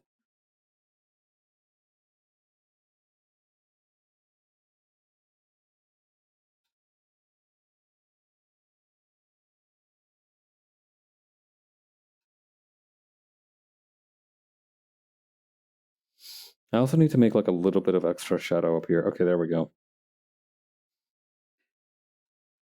Okay, then we can do a little bit extra back here.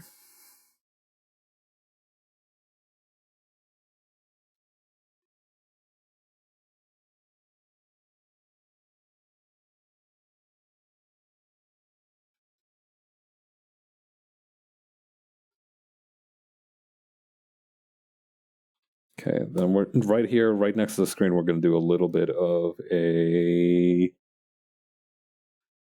soft erase. Increase the density of that quite a bit.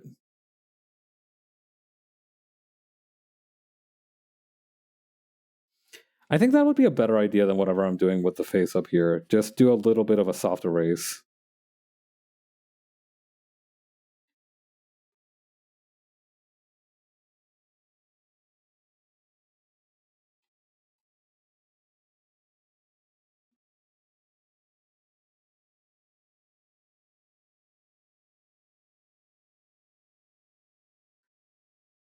Yeah, instead of all of this, for example, we can just do a little bit like this. The horror can stay that way, though. I like that it's reflecting that much light. Well, something about this part now seems off.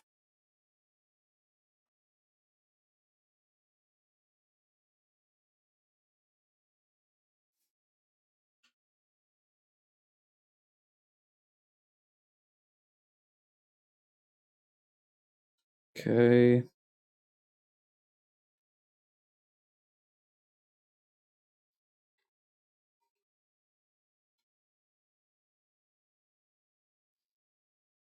Decrease this size.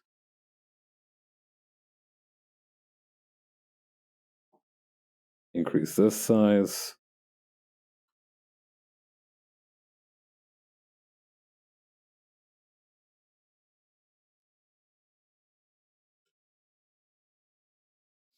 Okay, we're almost done with the shading for this one. Well, not really. But it's nice to say that we are sometimes.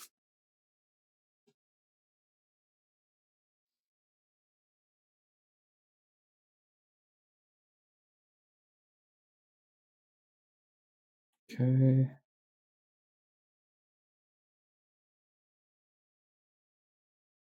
Bam, bam, bam. And I think we just missed a little bit here. Okay.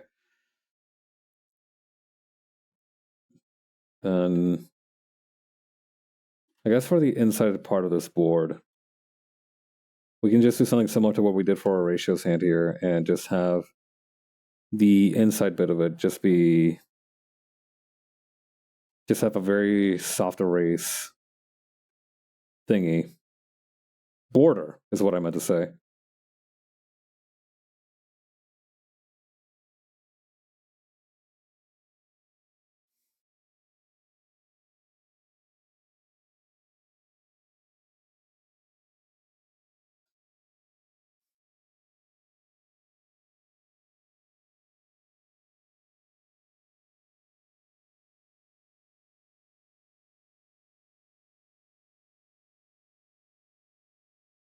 Okay.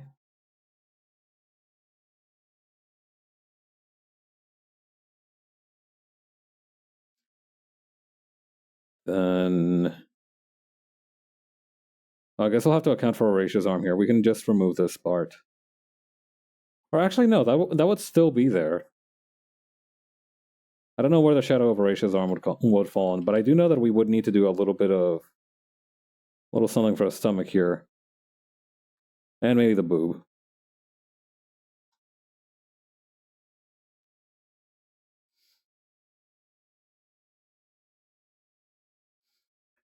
The other day I was watching these videos on like old MMORPGs by this one guy who like makes an entire YouTube career out of playing like weirdly crappy MMORPGs, right? Which is a fine pastime. I think that's not like among the kind of like content generation stuff. That's not the worst that I've heard of. It sounds fun, and I actually saw a couple of them that I recognized. But something really funny is that like he does have like in video promotions, right? Like he does have like shit for like Ark, the Survival Evolved, or like Raid Shadow Legends. I forget which one is which. Lost Ark, I mean. But yeah, he has stuff for that sort of thing. But the funny thing is that whenever he does it, it's always after he he did a bit one time where he was like, "Oh yeah, and this game has jiggle physics." Now that I know that you're all paying attention.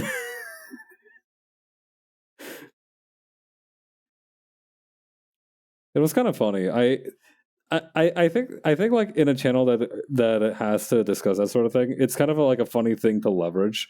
Just like no realizing that like your click through rate fucking skyrockets whenever you talk about boobs.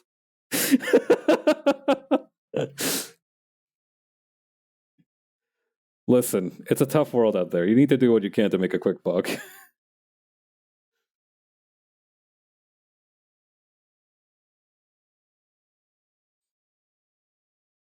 I respect it. It's kind of funny.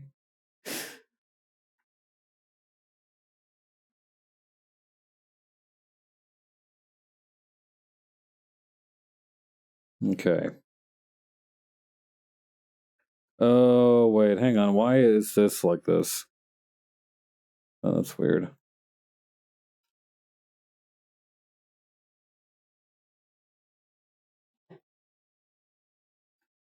Okay, erase this part here.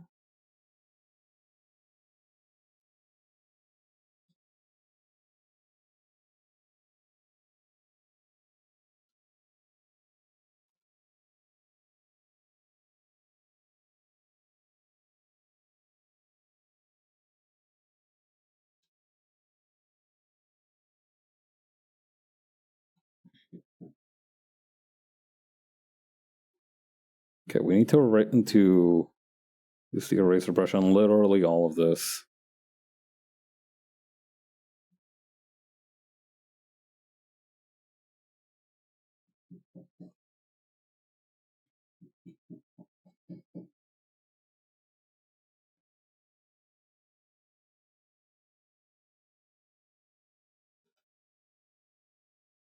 Okay, and then just here.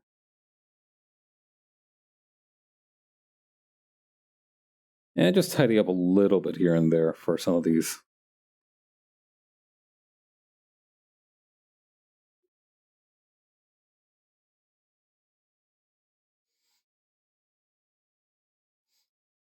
Wait, it's like the turn of the hour. And the last thing that I talked about is like the jiggle physics thing in that video. Am I gonna have to do a daily comic about me talking about jiggle physics? An hourly comic, I mean? Oh no. I don't know what the rules are exactly for like the hourly comics thing, because I try to just do whatever I was doing at the top of the hour, give or take like 10 minutes.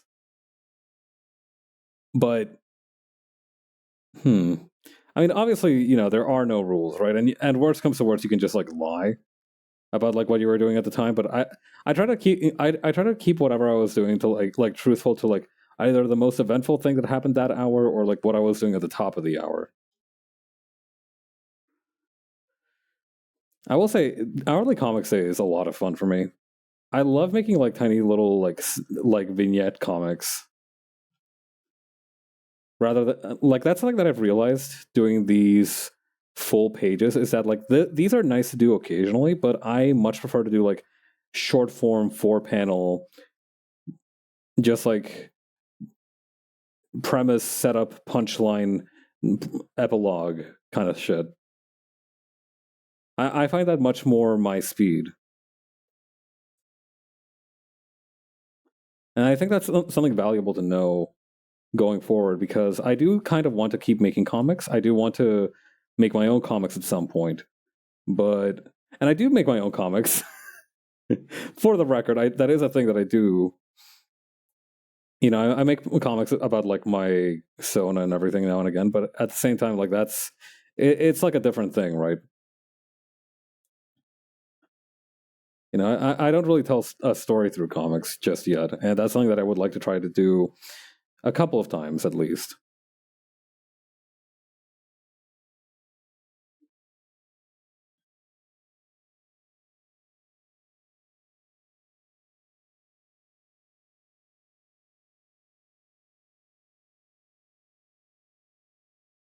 All right, what I think I'm gonna do is I'm just gonna use a soft erase tool on the whole of the lantern here, because I feel like due to the what do you call it? I forgot that the technical term of it is like the light bouncing off of the environment, the ambient occlusion. Thank you, brain. This thing would be a little bit lighter than most of the stuff in here.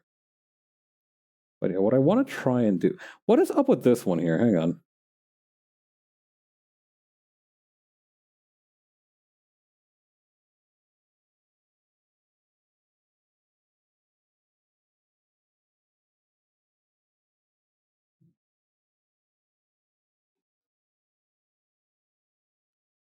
All right, and then what I kind of want to try and do is,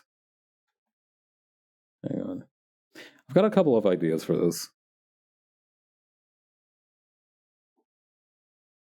All right.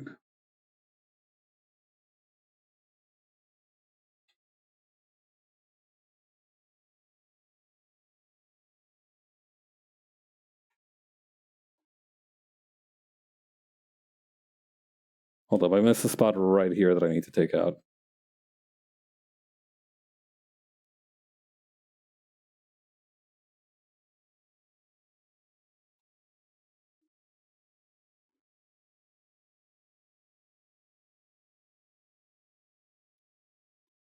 Oh yeah, speaking of like jiggle physics and like massively multiplayer online games, I've been getting a lot of ads for that like yaoi game.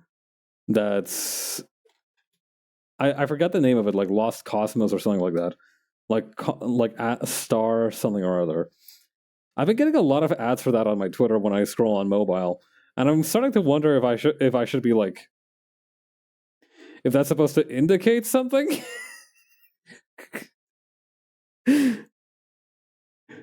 Has the algorithm just decided that I'm gay now?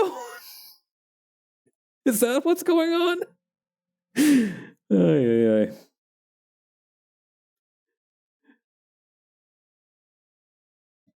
It's really funny too, because like half of the ads are just like some random pretty boy getting pushed down. I like to imagine that whenever it happens, it's like that one singer that's like pushing someone. That one meme about it.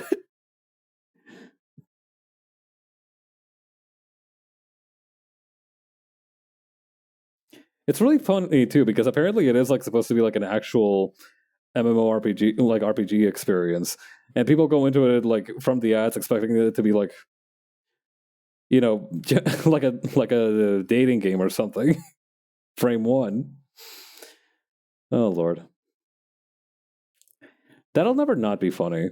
I will say it's always funny when that happens when somebody's like, like oh man. Like they're going into a game expecting it to be full horny from the get go, but it's just like a random scene that's like really far out into like 5 or 6 hours into the story.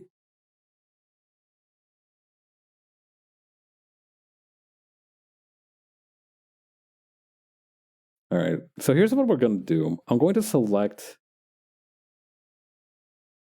Hang on. I'm gonna select this section here.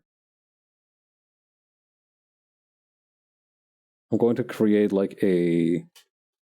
Hang on. Include the lamp too. This part too.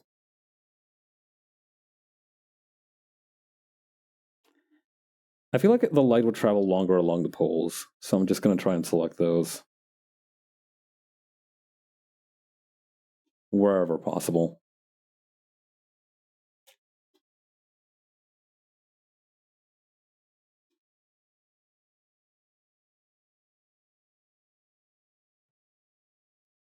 Okay, so here's the game plan. Yellow, blue light? Nah, that'll be confusing with the screen. Warmish, brownish, yellowish light. All up in here. Get the gradient tool. I think there's like a photosphere thing.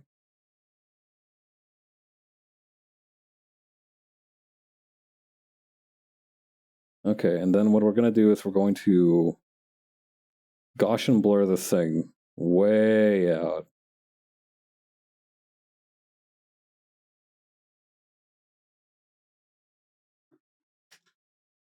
I think we need to like just include everything then. It's not worth it to just include certain parts of it. All right, let's try it like this.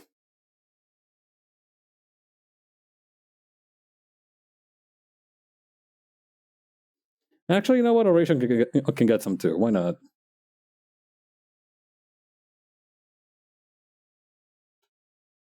I think the only one that'll be excluded is this figure here in the front. All right, so let's hit that thing with the Gaussian blur. Maximum strength. Pure velocity. How's that going to look?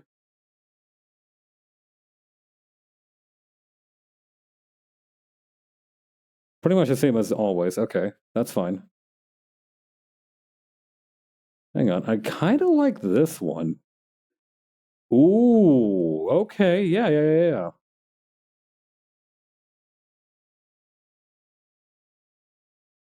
Could use a little bit of blending just like right here, though.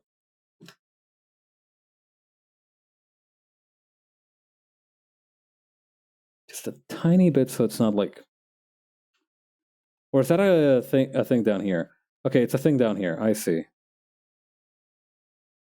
Like, you can see that, right? Like, there's these, like, weird lines there. I wonder if there's, like, a way to avoid having those, but maintaining a similar effect. This one seems a little better, but it's got the same issue.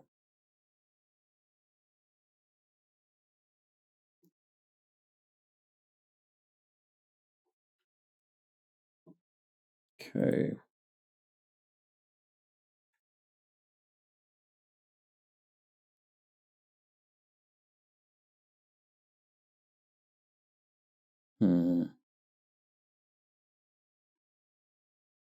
What happens if I just fill tool this part? Okay, not grade.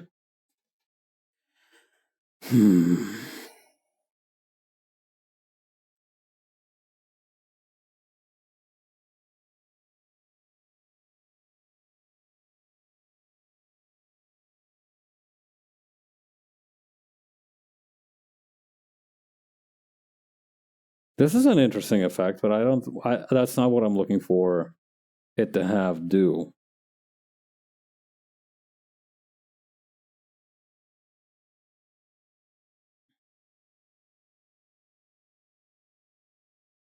Let's go with the original one that caught my eye then. I think it was this glow one. It's a tiny bit, just a tiny bit so that it's not like too obvious. Okay, that'll work. Yeah, this gives it like a more projector light feel. And then for like a last little part, we're just gonna select this section here. Right.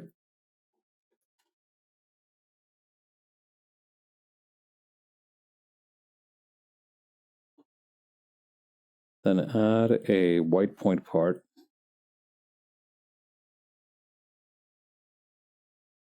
Filter, blur, Gaussian blur.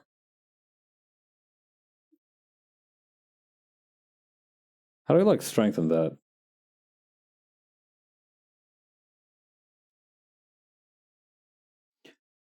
Actually, come to think of it, I could just kind of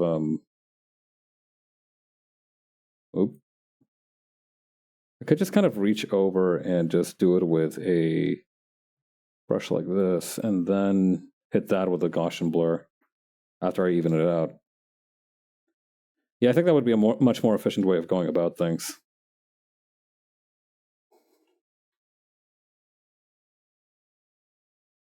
And actually, I've got an even better idea. Filter, blur, Gaussian blur.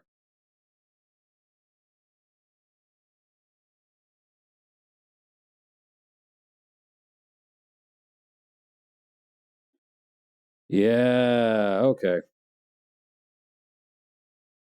And we could probably use the liquefy tool to stretch this guy out a little bit.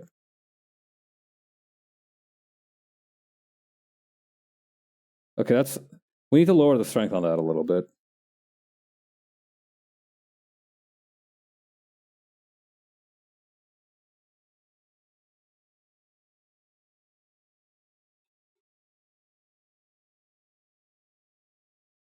Okay, and then just like this.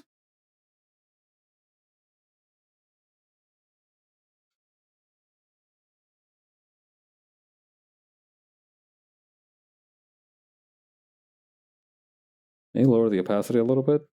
Nah, having it be full on is kind of cooler. All right, and then for a similar but not identical effect, it's like the slightest little kind of blue tint on this side.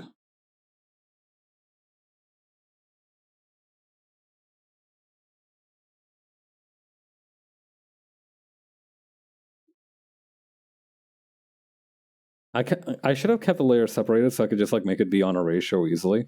But I have an idea for how to do that as well, so hang on.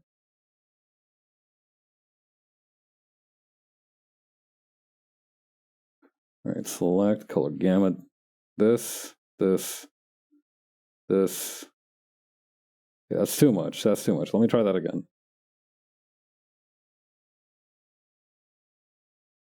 This, and this. Is that everything? I still need a couple more things. That should be a good start. All right, and then we just kind of select out here. What? Hold on. Oh, I see. I was on the wrong layer. Thank God.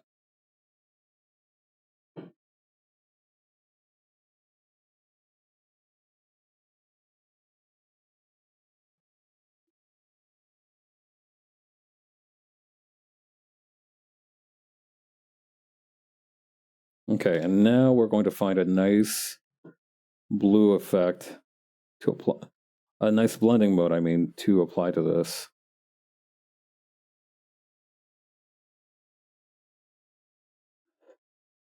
This is actually, I kind of like this color palette, whatever's going on with that.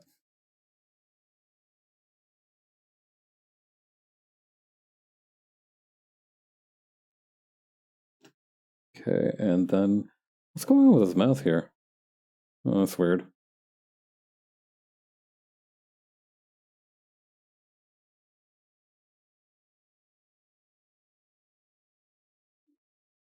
Okay.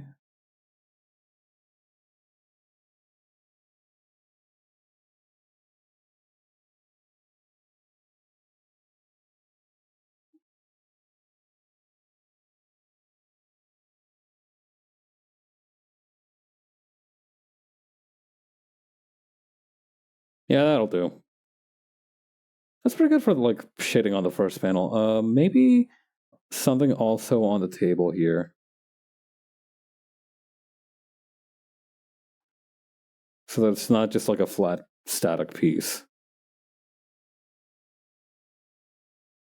Actually, we need something for the... Hang on. We need something for this wall, too.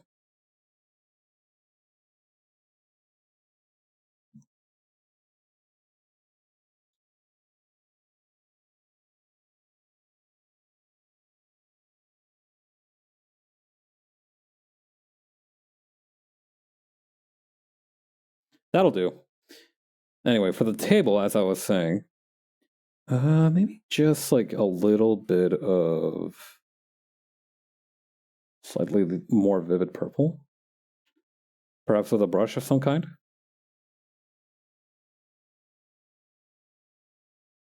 And then we can have a shadow for a ratio.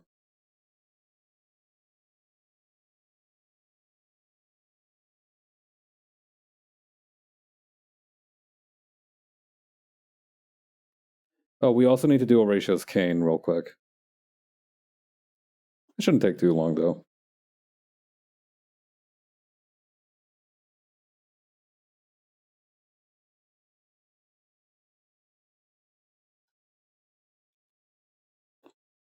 Pick color from layer, this one here.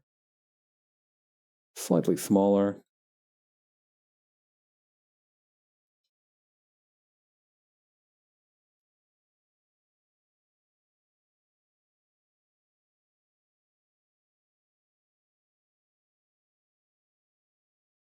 All right. I think that'll do it. For the first panel, at least. That was fun, though. It's been a while since I've gotten to do like some interesting effects on the shading like this. All right. Is anybody streaming right now? Yeah, I think that's about enough to wrap it up for today. Yeah, who all is streaming right about now?